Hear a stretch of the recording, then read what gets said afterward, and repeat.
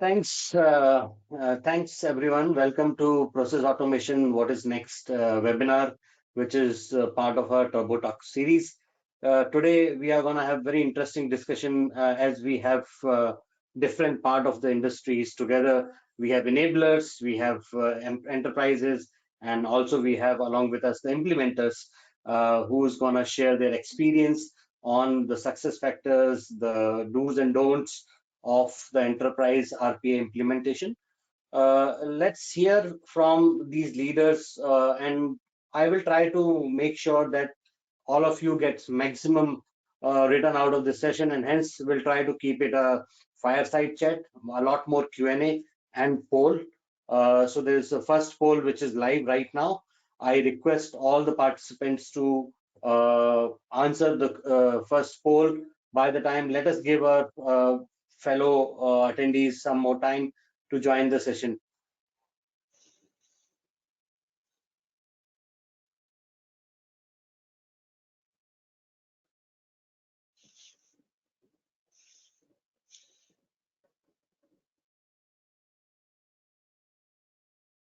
Excellent. So I think the first poll, while it is in progress, and it's a clear sign that the automation need a lot more leadership commitment. That's what we can see from our audience. And with that question, I would like to open up the fireside chat today with our panelists. And I would like to be on the side of the audience today, and we'll try to get a lot more for them from you guys and understand from you what have been those success factors for you at your enterprise or whenever you have implemented the project. So, if you guys want to quickly introduce yourself and answer those success factors, that will be great. We can start with Kanda if you want to quickly answer those success factors. Yeah, absolutely. So anyway, just a bit of an introduction. So my name is Kanda, and I'm heading the Intelligent Automation and AI Transformation or Business Transformation Unit in Ericsson. Yeah, well, okay. Then I kind of, from the panelists, I understand the leadership commitment was a thing. One of the key success factors. I totally agree with that. That is definitely one of the success factors. Even though you might have, you need technology and people with the competence, you need to also have the business supporting you to drive the transformation, as well as you need to spend a lot of time with the change in communications towards the people and making sure they're aligned and see this is something exciting to do. But if everything has to really come together and really want to get the best out of the automation journey, it is the commitment from the leadership that you need to have. So I agree with the audience. It's coming from the leader himself on the commitment. Thanks, Kanda, for that. Sanjeev, what's your view on the success factors? Thanks, Abhi. So maybe quick introduction. I lead the digital solutions team for Anheuser-Busch, the largest beer brewing company. And the last few years, we've kind of been on a journey of how we can really move from being a traditional beer company that basically sells our beers and with wholesalers or pubs to really going digital, go direct to consumer, right? And that's kind of really required transformation from the front. And I think if you see in my title as well, I was until the last 6 months leading automation, but if you can see, we've changed that to digital solutions. And that for me is the key for success, because I think the first step towards automation is really making sure that you start creating a digital footprint across all your operations, across the entire organization, because then you start enabling automation. I think a lot of companies today, and that's why I think I'm slightly different from the audience poll in terms of the main point over there. I would go with strategy and vision, because I think it's very important that you understand the strategy and vision of the organization, and you then design your digitization or your automation journey around that. Because a lot of hiccups that we have faced is where we've tried to go and do things which are not really aligned with the core of the business, and that's where you start lacking leadership support. You start lacking the change management from a lot of different stakeholders within the company. So for me, strategy and vision for the company and a digitization plan that's clearly aligned to that is the first important step towards getting that success. hear from the enterprise leaders that strategy, vision, and the second, which came from Kanda, is the commitment. Let's hear from the enablers. Rudolph, what do you think? What is the key for success? Thank you, Abhi. Yes, I mean, my name is Rudolph. I am the head of automation at TreasuryONE. Yeah, we probably see ourselves as business integrators, so we have to go into all our clients and make automation work. So I have a slightly different view. From us, I mean, what we did is we actually went back and did a bit of a study on our existing customer base, and we found that three things that make a project successful. So a bit less focused on the strategy and vision side, but more on the ground type of things. And it's definitely, obviously, executive sponsorship, leadership, and then secondly, central prioritization. So what we've seen is that, and I'm sure Sanjeev and Kanda can say, sometimes you get pulled in all these different directions because you have different executives competing for the automation resources. So that central prioritization is very important. And then also on the ground, and we call them process owners or process operators, accountability for them. So the people that are actually using the machines or monitoring the machines that are now suddenly part of their team, making sure that they have accountability of the actual end-to-end process themselves, instead of just saying, well, a tool is performing this function now, I don't have to do anything. So we find that if you have those three things in place, those clients are more successful than the other ones. It doesn't mean that the other ones are not successful, but those three things for us, we've seen has been, if those three things are present, it's a very good recipe for success. Executors, which is again a different view. And then I have two enablers. I have Alex and Sumeet coming from Turbotic and AA. Sumeet, you want to quickly introduce yourself and tell us about your experience? You've also done it before, so would love to hear you. Thank you, Abhi, and good morning, good afternoon to everyone who has tuned in. My name is Sumeet. I head the customer success team of Automation Anywhere, and I'm a digital evangelist as well. Prior to joining Automation Anywhere, I was a practitioner myself for 6-7 years, where I had an opportunity to set up the Automation Center of Excellence for ANZ Bank and Society General. Coming to your question, Abhi, I think if you consider this as a digital transformation as a door, I think there are multiple locks. There's not one key to success. There are actually keys to success. And based on the options given to us, I think it's the leadership support to set up the right vision. And that's important, which means that you get top-down support, but setting it up in a way that it is successful, right? So you can't have a tactical approach. You need to set it up that this is how the vision will lead to actual transformation, which is then supported by operating model, because it's all good to have a PPT, but then on the ground, how do you basically take the vision, and that's where the rubber hits the road, right? Who will do what? What about the change management, right? So while vision is very important, it gives you a direction. You need that leadership support to take you in that direction, but it has to be supported by the strong governance, strong operating model to actually take you in the journey. So that's the view. That's view of execution. Alex, you have done both. You have been on both sides of the table. Is there any change in your view? Yeah, no, I mean, it's very interesting to see now what on the kind of selling side, what our customers and prospects are having as key success factors. Based on my own experience in building an automation AI organization since 2016 and scaling that quite a lot, I think all of these success factors are really, really important. But I think maybe the key one, at least when you are in early phases, is that you have really, really strong, you can say, operational leadership. You don't necessarily need to have the top. It doesn't need to come top down, but you need to be able to sell it upwards, right? And if you're able to do that, you will attract investments. And that is, I think, a key thing to get going, because everybody can start, but if you don't have a vision, and if you don't invest sufficiently, and if you don't see this as a multi-year transformation journey, you will not get so far. And I think then there are two major things that you need to invest in order to be successful. And one is to have a really, really strong competence fronting the stakeholders to be really relevant in front of the stakeholders. Otherwise, you're not coming anywhere. To build a pipeline and to be able to execute on that pipeline. And secondly, to build a scalable platform that will also require investments, and it will take a little while on the total to get a good ROI, even if you can get good ROIs on individual solutions as like low-hanging fruit. So those, I would say, are key success factors, and with that you will be able to get the right competence, you will be able to set the right operating model that enables you to scale, etc.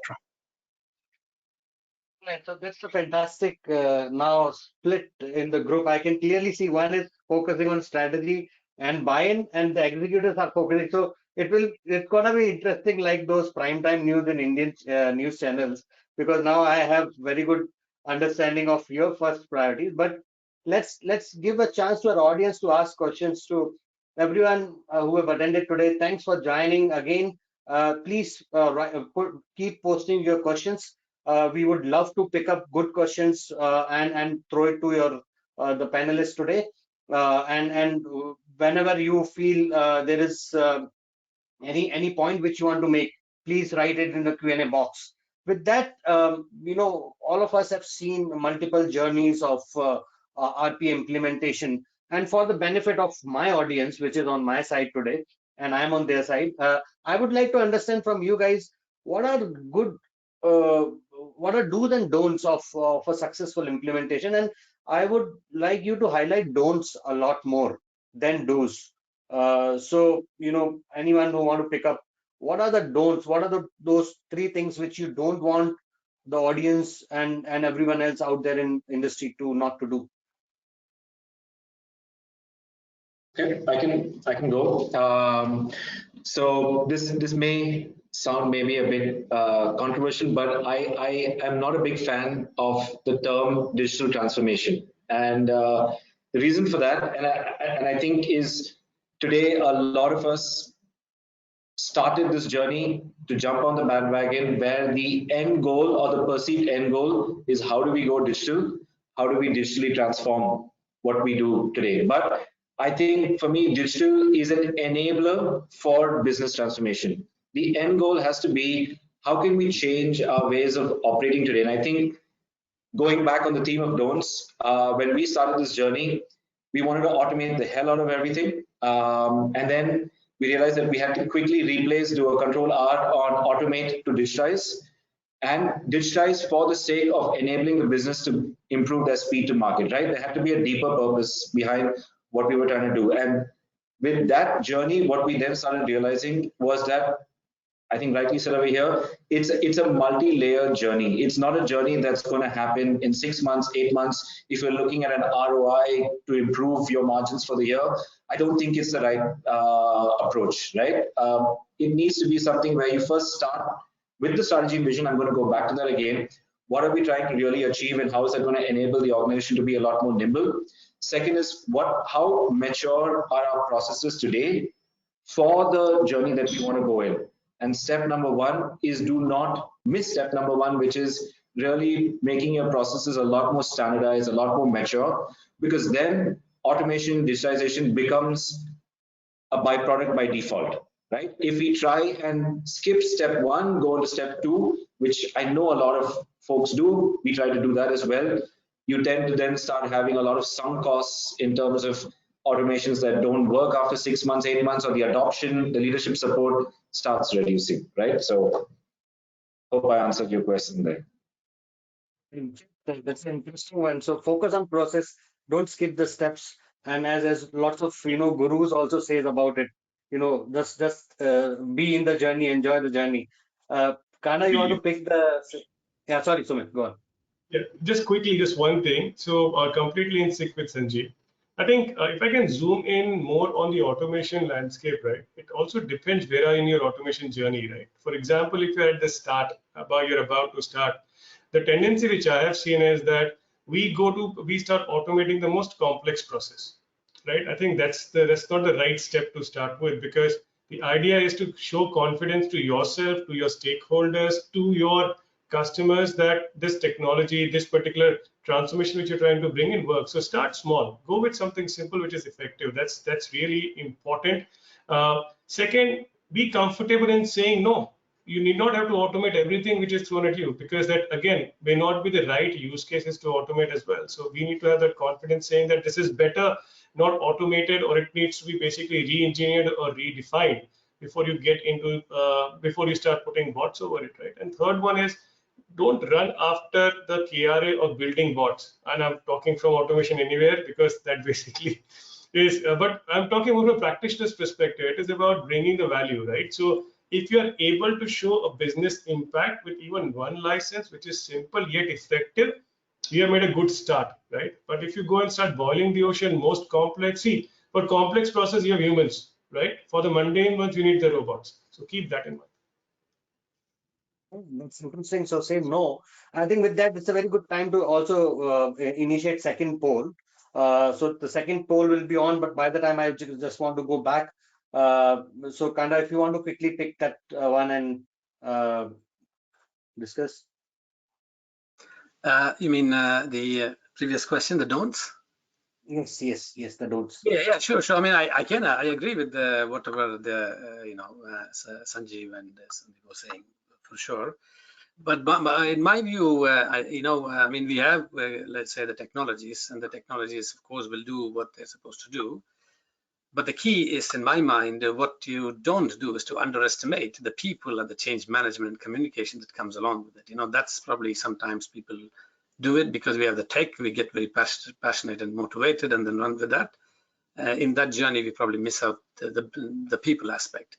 Even if it's a business leaders, or it's a leadership or a functional head, they're all still people. So we need to really make sure that is taken care and they are aligned.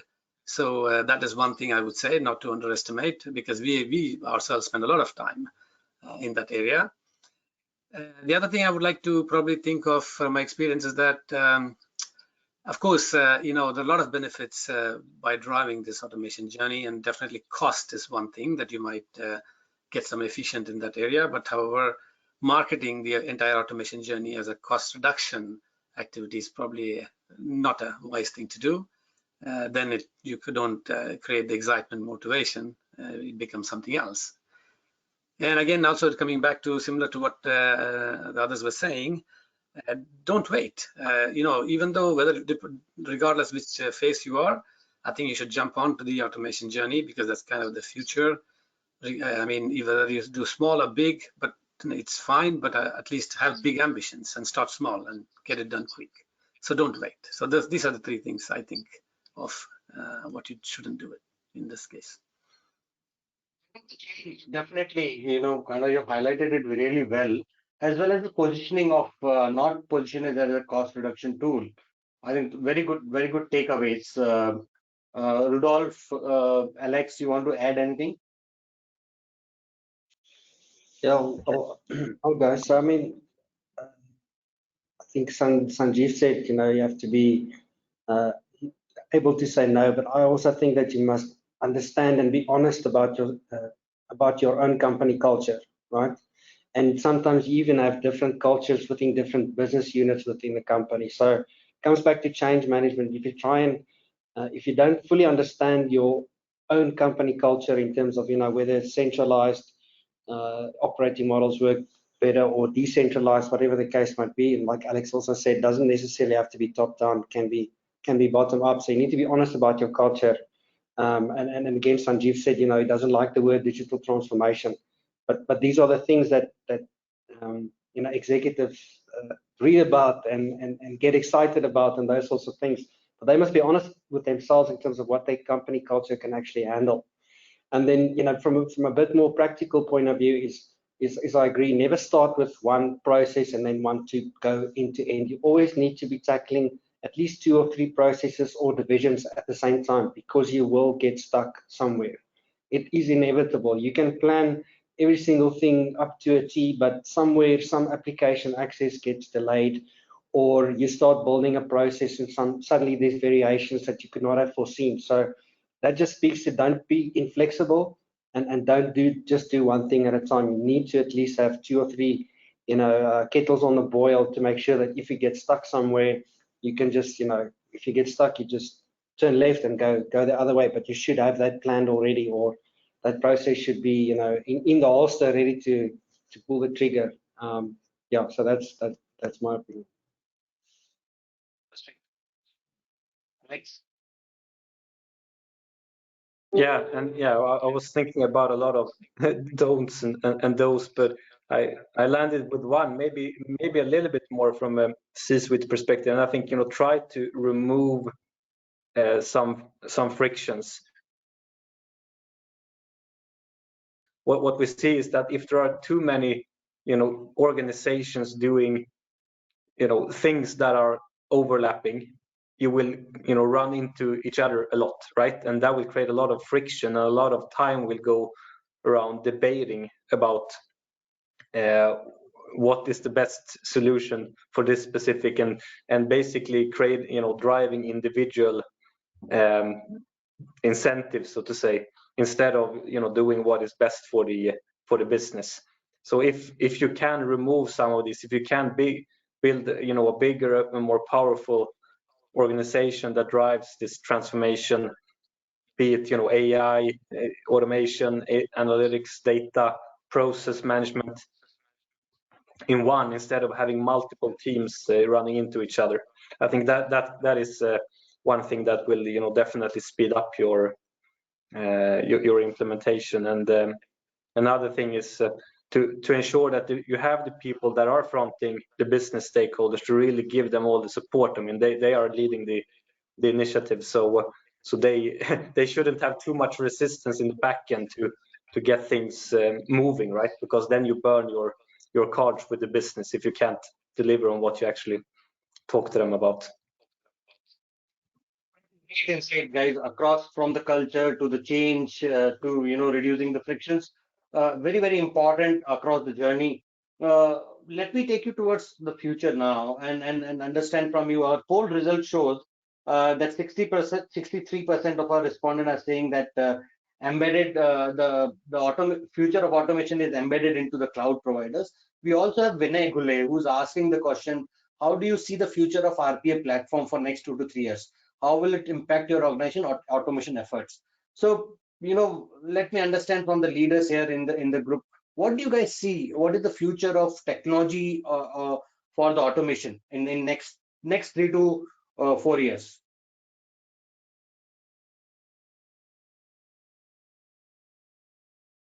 Anyone? Sumeet? So I know Vinay. Yeah, but Sanjeev, you can go first, and then I can respond to Vinay. Yeah, I think it's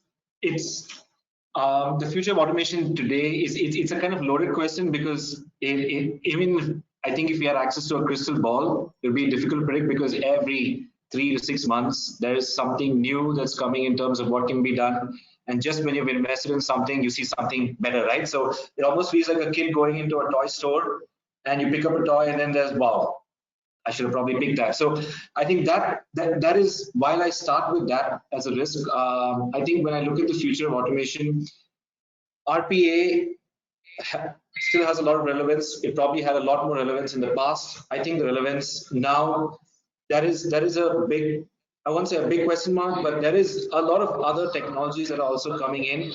And the way I look at it is, again, I'm going to go back to that point around digitalization, creating a digital footprint, because today the access data is king, and the amount of access that we have to data today is, even when we drive AI into our automations, it tends to be more correlation rather than causation, right? Because we still have 60-70% of our data which is digitized, but then the remaining 30-40% is not there. So I think in the future of automation, at least the way we are looking at it, is technologies that allow us to not just automate things, but really create a digital footprint which allows us to kind of have access to data and insights that we never had before, because that really then becomes a success factor in making sure that we can not just automate transactional processes, but we can really augment decision making as well, which I think that is where really the true value, because I think somebody mentioned that we shouldn't look at it as cost savers or replacement of labors, but it should really be looked as an enabler to create more and more value. And that really comes from the AI ML component, right? Where we can really start helping the organizations look at the way they're taking decisions in the past, how we can really start becoming a lot more data driven as an organization. And that's where the cloud also becomes a really important aspect, because then you have integrated platforms which can really sync up your data across the organization. We can create a kind of dataverse that really starts becoming the engine on which we can start telling the business how to make decisions from where we see. We can become a kind of command center. So that's the way I look at the future. Wow, that's So let me answer that in what I see, right? And see, I think the technology is a response of what we see out there with the customer, right? And if you see in last 18 to 24 months, the customers have, be it your current consumers like B2C or B2B, they are the behavior has changed considerably, right? They want to engage with you from anywhere, anytime, anyhow, omni channels. The experience have this effect of neutrality, where they use their smartphones and they order groceries at the same time. They apply for some banking products and they expect the response and the experience to be the same. Right now, how do you basically work in such environment, right? And that's where different technologies comes into play. You want a smarter, intuitive, more intelligent products, which basically is able to understand the consumer behavior. We have spoken about Internet of Business. It's also about how the consumer commerce, discovery commerce comes into play. But while all of this is happening at the back, the organizations are yet to catch up to respond to that. So you might have the best of technologies, but there's still some fragmentation is there. And to bridge that gap, I think, Sanjeev, you also mentioned cloud plays a big role. See, because everything is getting digitized as we speak. And what happens when things get digitized? You need more data and you need higher computing power, right? As we are becoming omni-channel, so that's where cloud plays a significant role, because it provides you with its speed, trust, and scalability, right? And what we are seeing is that that's where your automation technology should be able to work with cloud very seamlessly. It should be able to provide that omni-channel intuitive experience to the customer on the other side, that there doesn't matter from anywhere or wherever, they're able to get the similar response consistently. So that's how I am seeing things are moving forward. Very good question from D. Sumeet. There are some fantastic questions in the queue, but let me hear from the 5G enablers of the world, Kanda. What do you think, Kanda, is the future of automation? Is it cloud? Yeah, sure. Let me give my view on more on the enterprise side of the future of automation, right? I mean, I think even Sanjeev mentioned it, the technologies are kind of actually evolving rapidly than we can imagine. A few months ago, we would think something is not possible, then someone has tried and it is possible, but the problem is that even though the technologies are able to do things, but it's not scaling this rapidly in the real world, in the corporate world. Still we are behind. I mean, you take digital twins, we talked about it, how many of them are really using it and making it work. And we had a lot of challenges where we talked about when it comes to data and AI, there is privacy issues, the GDPR and so on. Now we're talking about synthetic data or AI generated data, which is kind of solving to some extent that kind of a problem. But even though the technology is evolving so fast, but I think we are kind of a little bit, the corporate world is a little bit behind. That's one thing to keep in mind. So for me, so with that, there are a lot of technologies available, but what I feel is that the automation AI technologies will play definitely a significant role in the future. In my mind, it is going to transform the way we do business, the business models. I also believe it is going to change or transform even the nature of work we are doing, and even it might also redefine what the workplace is. Then that's what I feel moving forward, and what I see from the automation perspective. From a cloud point of view, yeah, cloud definitely is coming with a lot of cloud native features that many of the technologies are offering, or not many, a number of technologies are offering. So it will become a bit of a cloud native feature moving forward. That is something to keep in mind. So yes, definitely cloud will play a role moving forward. I think, coming from Sanjeev's point of view of, enabling this digital footprint across the enterprise with data visibility. And let's, Rudolph, you want to kind of connect the dots here and give us a perspective from your background. What will be the future of automation? Yeah, I think if I look at the average corporate, I think they still have to clean their data, right? Their data is still all over the place. Some of it's still being manually captured and those sorts of things. So they need to increase the speed with which their data gets into their systems first and have it clean, right? So then you can move on to the AI type of situations, because there's no point in getting a tool to help you make a decision if your data is 2 or 3 weeks old, right? Those things are, I mean, intraday type of situations where you need that type of information. So I think the average corporate is still trying to come to grips with the fact that now suddenly, where obviously always in manufacturing everyone had machines, now suddenly the finance team has machines working for them, and it's completely foreign to them initially. They don't sort of get that they're moving into more of a sort of a almost like a factory type of situation where they have to operate these different machines. So I think the average corporate is still trying to get their data clean and get it into their systems quickly, and then they'll move into, if you need anything AI, I mean, you're going to need the cloud's computing power to be able to I mean, to get the processing, to get those decisions to be made. So, and we still see a lot of them having, accounting or ERP systems still sitting on premise or, or in the cloud, but it's just sitting on someone else's server, right? So I think there's this misconception in terms of, what the cloud really is. I mean, if you're in the cloud, you should never be paying for an upgrade. New functions should just be there, in every 2 weeks or 3 weeks or something like that. That's like, for me, that is the actual cloud. So definitely that's the future, but I think there's still a long way for the average corporate to go to get to where they can incorporate things like artificial intelligence into their decision making. It's definitely part of the future. I just think it might take a bit longer for the average corporate. The banks, the insurance companies, beer companies, they have the budget and they have their data and everything is nice and clean and those sorts of things. But I just think the average corporate is still a way to go for them.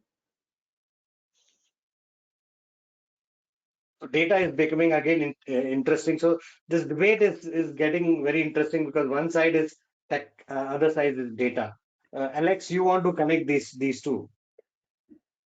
Yeah, I can talk a little bit broad on this, and I think when I started as an enterprise buyer in this field in 2016, I think there were a lot of options available, but now there are probably 100 times more options available. It's going so fast. There's so much investments happening on the vendor side, and there's a lot of more and more investments happening on the enterprise side too. We see that all the RPA companies are broadening their portfolios. The BPMS companies are acquiring RPA capabilities and providing low-code app development capabilities. We see the enterprise systems who didn't really think so much about this market previously are investing heavily now here, and of course the cloud providers are providing a lot of features in the cloud. So who will win? I don't know, but I know that it's more complex for an enterprise to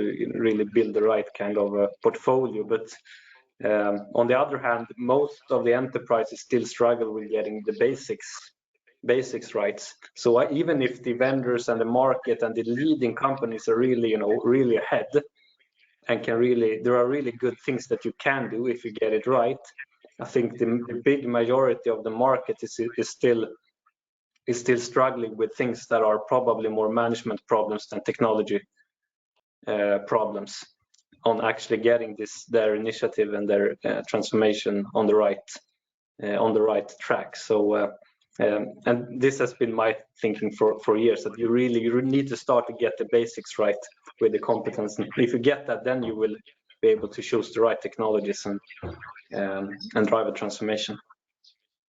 Brings back to Sanjeev's point of don't miss the steps. Go with the in step by step. But I have very interesting questions coming up, and here I'm clubbing two questions, one from Vinay Gule and another from Debashish Sarkar on citizen development. And one is straight to Kanda on what's the secret sauce of your citizen development program at scale. And the second question, which is related, is what will be the impact of citizen development program or democratization of automation on the tools and technologies in the future?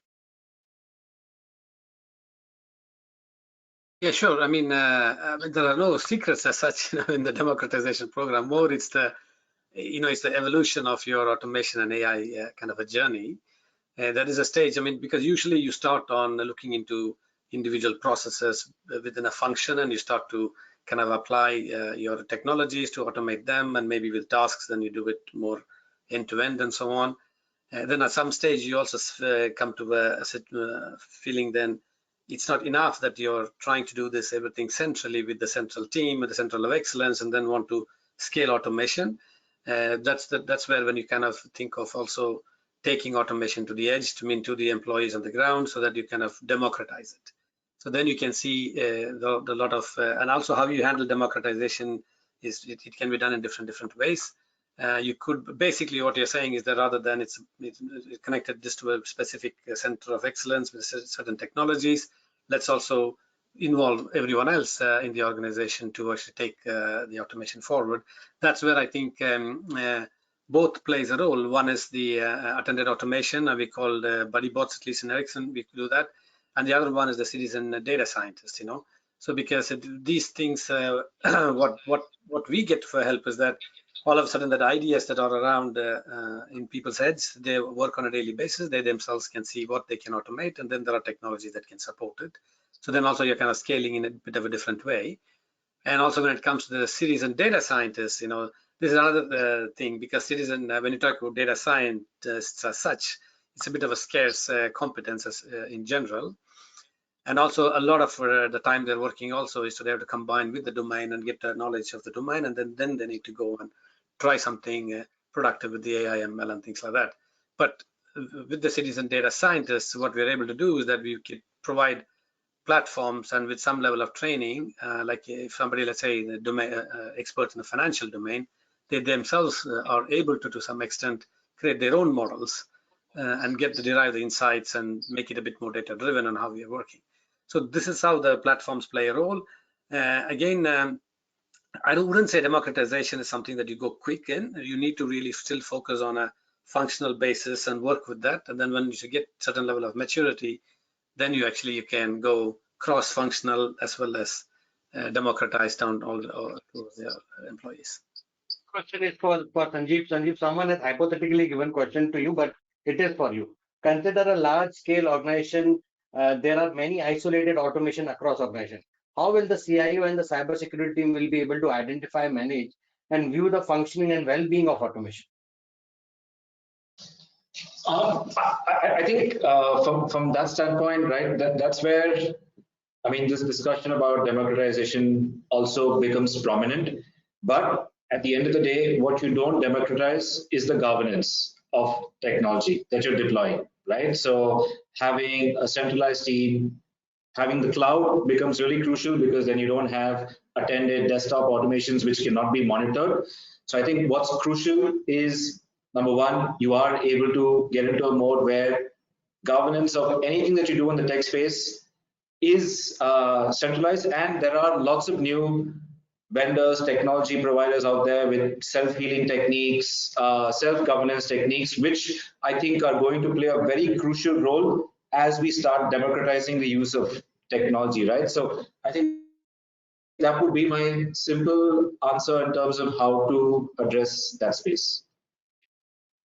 The question is on the selection of the technology. I won't go to Sumeet for that.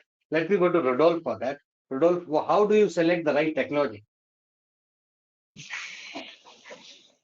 I mean, for us again, look, when we did automation in our own business first in 2017 before we started becoming a business enabler. So I'll refer back to that discussion. So again, we knew in our region we were going to be early adopters. So then you're not looking for a company that's ahead now. but you want to back the horse that's going to win the race in 10 years' time. And that's not necessarily an easy thing to do, but that's how we approached it. So we said to ourselves, look, there's a few vendors that we can choose that we think that's leading in the market. Let's pick the one that we think is going to win the race long term, not just who's currently ahead, because I mean, like Sanjeev said, there's just so many new toys to play with in that side. So we did an analysis on our side, mostly based on the vision of the company. To say, okay, well, look, what is your strategy and vision going forward? And we picked the one that was the strongest for us, and we also liked the leadership team a lot. So that was really our thing to say, okay, look, where's this company going to be in 10 years time or 15 years time that we want to partner with? Because we didn't want to go, you can't, once you're in, it's very difficult to switch. You can add others on, but to take one out will be quite difficult. So that was our main thing, that we looked at, that strategy and vision, because everything is changing so rapidly that we looked at that, and then obviously the leadership of the company, because the tech, is I won't say it's much of a muchness. There's still quite a few nuances that's very important. But again, most important for us is that it eventually, went into a pure cloud, proper multi-tenant platform, which then just allows us and our customers to scale and sustain that scalability. Excellent. And I think the next question is related. Alex, maybe if you can answer this one. There are 600 plus RPA platform out there. How do you manage complexity? Yeah, that is a very good question. We see that the more platforms that you have and the more solutions that you have in production, obviously you'll have much more complexity to manage, right? And the cost will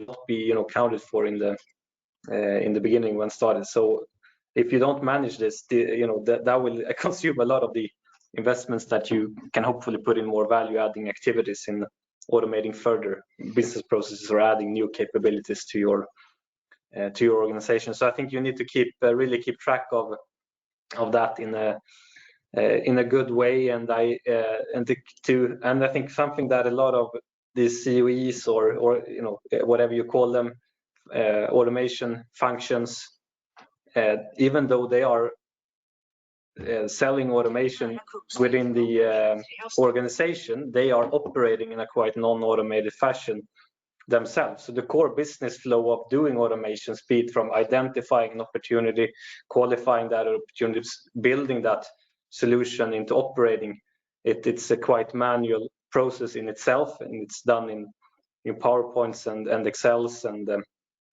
some homegrown Tableau BI solutions, and generally the dots are not connected across the workflow, and it's also very hard to have a good understanding of what business value have you generated when doing this. And generally that is what the C-suite cares about. They don't care so much if you have 10 bots or 1,000 bots. They care about what business value you can generate. So if you cannot show that in a good way, then I think you will have a problem in getting further investment to scale further. So digitizing that whole business flow, and while managing the complexity of operations when you have a large scale operations, that is, I think, two key things that a scaled up implementation needs to manage. One question to all of you, for one single answer. What's your learning from a failed RPA project? Sumeet, I'd like to start with you. What is the learning from a failed RPA project? I think I already spoke about this. If you're starting your RPA journey, as I said, don't boil the ocean. Start small, grow big, show some quick runs on the board, gain confidence, and provide confidence to your sponsors and stakeholders. If you start with that, you will be on a good path to victory. Kanda?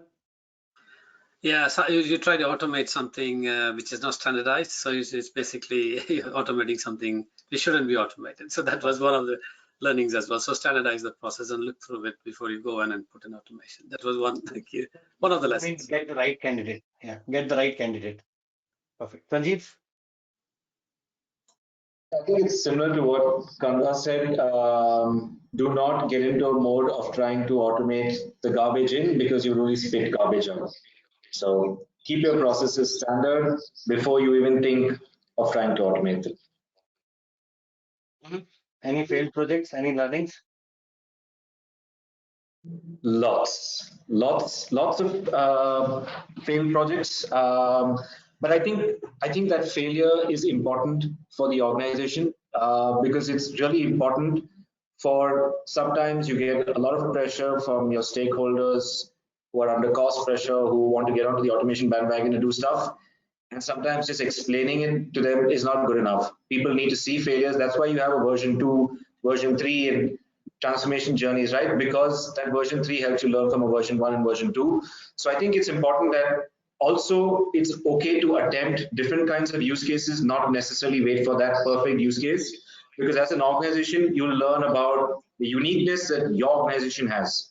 You learn about the different technologies that are relevant versus not relevant for you. And I think automatically a lot of answers will start coming up for you in terms of the right provider, the right kind of technology. So it's okay, especially for COEs which are at the start of their journey, to dabble here and there and figure out what's the right fit for you. Fireside chat now. Rudolph, what's your learning quickly on the Yeah, I think I'll be quick. I think the biggest challenge that we've had in some cases is where, and I'm assuming some people in the audience are still looking to invest in these types of technologies, but you need to, the prioritized list of what you want to tackle, that you need to create in conjunction with whomever you partnered with to deploy this with you, right? Not for you, with you. That's the most important thing, because if you bring 10 processes and say, this is number 1, this number 2, this number 3, this number 4, and then you as a partner, you're like, oh, we haven't looked at this, we haven't had walkthrough. So I'm just saying that that list needs to be created in conjunction with whomever you partner with to help you deploy these types of technologies. That would be my biggest learning. Your learning. Yeah, I think it's when you scale, and if you do, a lot of projects, you will fail with some projects. And I think even though that might hurt the relation with a specific business stakeholder who was like the process owner of that specific function, maybe, I think you need to allow for that to happen as long as you learn. And especially when you onboard new technologies, my learning is that it takes a year, maybe it takes 2 years to really set the processes and align the competences and start to understand how to sell and how to deliver this in a good way. So you need to allow some failure, and you need to be able to have the right conversation with the different business stakeholders that this is in many cases new technology, exactly how it's going to work out. Is your learning, right? Do that. Yeah, I think failure in a positive way is your learning, Alex. Yeah. So that that also happens because it's a new technology and everyone is experimenting.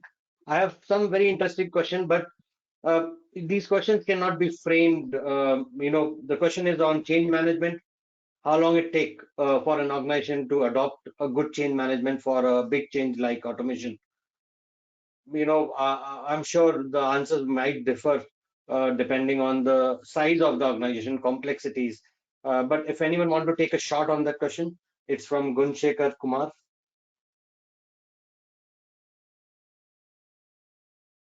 Let me attempt this one, Abhi. So I think change management is again too big a word, but I think if we zero it down, there could be 2 aspects in my experience. One is the change management at the people side and change management at the process side. So when you're basically introducing a new technology which can bring some friction, because any change you bring is always embraced by conflict, right? So when you try to introduce a change, there will be some friction. How do you manage that? How do you take away that negativity around that? Okay, these bots are here to take my job and this sort. So there is a entire, you will have to, and there's no right answer, wrong answer to it. Every organization is different. Every culture within the organization is different. So you have to figure out what works for you. But it's very important to create that environment of trust by doing different things. Maybe run botathons, create some contests, gamified, educate that why this technology is very important and useful. So I think depending on which environment, which country, which culture you are in, you will have to take your own way forward. Looking at the processes, again, it's quite important. For example, from automation perspective, it's you have the technology, the application owners, they need to be in sync with you. Tomorrow, if any changes coming through, that has to be a part of the change management cycle so that bots are not impacted. So that's another side of change management, the processes after automation has gone live, any underlying application changing, how do we ensure that it's not impacting what's in production, right? So this is just one of the examples in the interest of time, but I think it's from people perspective and process perspective, you have to figure it out. And as I said, every organization is different. You have to figure out what's the right path for you within that organization. There's one more related question which is coming from Luke, is on agility during the automation program. And at the same time, for our audience, the poll is open. Please participate in the poll. Anyone want to take this question from the panel? How important is to be agile in the automation journey?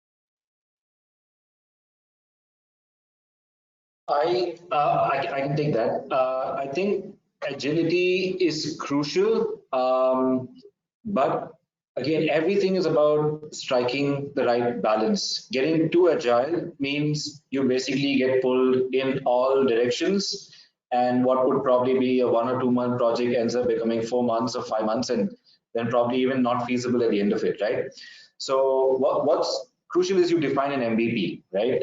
What is that minimum operating framework on which you build your base, and then you allow for some level of customization, because I think this may sound a little contradictory to what I've said.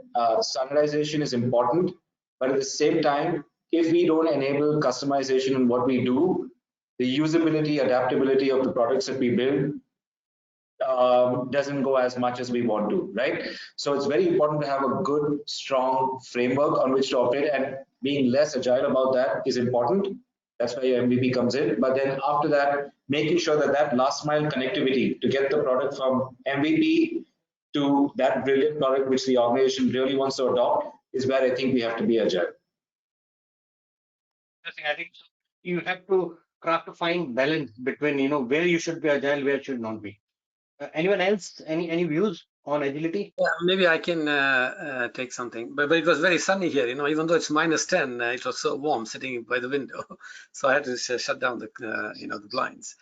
But anyway, so for me, I think one of the key things being agile is that you're able to deliver something quick in a short time frame rather than you wait for a long time and get something big bang. And that's very important when you're working in this area, because the requirements are very dynamic, things are changing. So you don't fit and develop for like 6-7 months, and then you find out you need to redo everything. So it's very important that agility plays a role. So you deliver something in sprints, maybe 2 weeks or 4 weeks, and things might change and you adapt all the way. And I don't think it's something that will end. This will continue as long as you have to evolve the product and manage the life cycle of it. So from that point of view, of course, agile plays a very important role. But of course, yes, there are other areas, as also Sanjeev mentioned, we don't need to go agile everywhere for the sake of being agile. But it's very important when we work towards the deliveries and bringing value. I think we should have it more agile than kind of a waterfall. That's my take. Alex, Rudolph, any views on agility?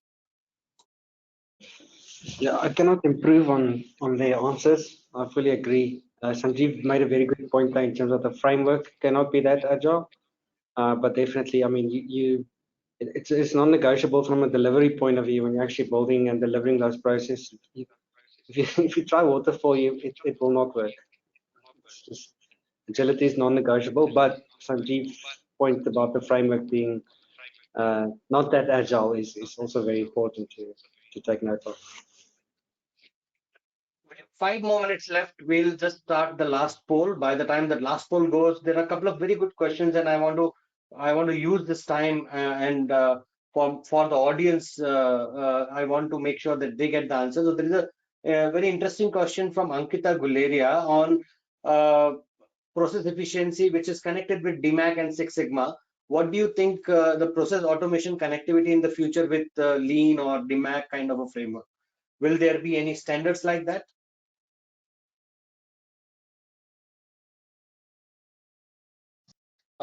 So I can maybe take a stab if I think I understood the question. I think there are different frameworks on which you basically, or methodologies on which you operate, right? There are companies which still follow DMAC and Lean. There are companies which are going completely agile. I think the point is, and I made this slightly earlier, is automation or digitization should be a part of that journey, because at the end of the day, it's the business outcome that is the deeper purpose behind which we are automating something or we're digitizing something. So whatever the methodology that you use, that should basically feed in to your automation blueprint or your digitization blueprint, and not the other way around, right? Because that's where I think when we spoke about the don'ts, don't automate because that's the end outcome. Automate because it's part of a bigger plan of process transformation using methodologies such as DMAC or Agile or whatever else is out there. Very good outcome from the poll on why to use automation fabric is benefit tracking and value realization. I also have a question on that, on ROI and automation. So Kanda, Sanjeev, anyone who wants to take this question, when do you start tracking the ROI benefits? Because at the beginning it's all investment. What type of curve you have followed in your business cases?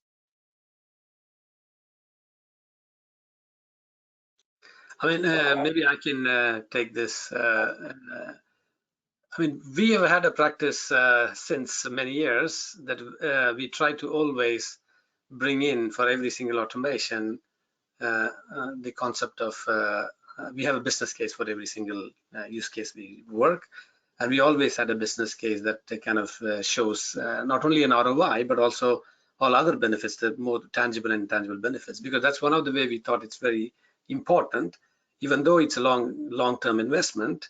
But whatever we deliver, we need to be able to measure and show something a bit more tangible and see there's a value add. So ROI has been one of the parameters in our business cases for many years. It could be a 3 years ROI, or it could be a 1 year ROI, or 5 years, but that doesn't matter. But still, we do make a measure around that one and keep track of it. But again, that's not only ROI, but there are also a lot of other parameters. It's the lead time, the quality, compliance, security, all of that comes into place as well from a business case point of view. But ROI has been one of those parameters as well, and I think it is important for the business to actually have some kind of expectations that there will be some other benefits over time or in the short time. There are so many questions, and I think with the 2 minutes left with us, I would like to go around and take the final, suggestion from you in one line. What do you recommend to the audience here for a successful automation journey? What has been your, one-liner advice to the audience here? Let's go around quickly. Rudolph, you want to go first? You're on mute. Right. Yeah, I mean, you have to start somewhere and you have to start soon, because you're going to fall behind very, very quickly. That would be my, it's not when, it's not if, but when, and yeah, you need to get going. Start soon. Sanjeev? Yeah, I think it's difficult to put that in one line, but I think for me, automation is basically the key to survival now. With the hybrid work environment that's probably going to come across most companies, most organizations. Today it's COVID, tomorrow we don't know what's going to happen. So the lesser we are subject to risks with our current operating models, the better for us to kind of deal with all these kind of fluctuations that could possibly happen in our operating environment. So as Rudolph said, if you've not started already, it's still not too late, but it will be too late if you don't start right now. So, Alex, yours. Yeah, I think one thing that we witness a lot is that it's good if people have a mindset in general to say yes, and if they say no, there should be an argument of why they say no, rather than saying no is the standard and having to argue why to say yes. So if you can change the organization mindset towards saying yes as standard, then I think you will move much faster and be more successful. Excellent.